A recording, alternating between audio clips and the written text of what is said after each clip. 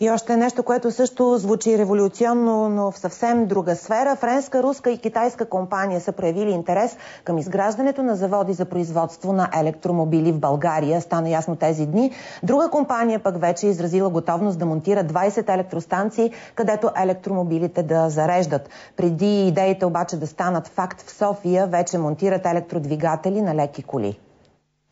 За изграждането на заводи за електромобили у нас се говори от години. Очевидно обаче на шофьорите с възможности им е омръзнало да чакат българското производство. Затова вече са се ориентирали към подмяната на стария бензинов или газов двигател с нов, електрически.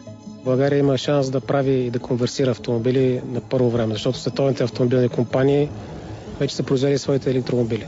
Така, ако поискате, срещу няколко хиляди лева вече могат да ви монтират електродвигател на колата, която карате. Шумът от работата му наподобява звука от обикновен климатик. Всяка една от батериите може да бъде зареждана около 1000 пъти. Електричеството в нея стига за около 100-150 хиляди километра пробег. Всяко зареждане обаче трае 8 часа и гълта общо 90 кВт-часа ток.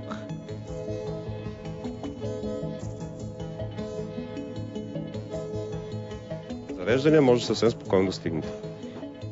За да стане това обаче, трябва да почакате половин година. Тогава по основните магистрали в страната ще бъдат монтирани електростанции за зареждане на електрически двигатели. Зареждането ще става за максимум 30 минути.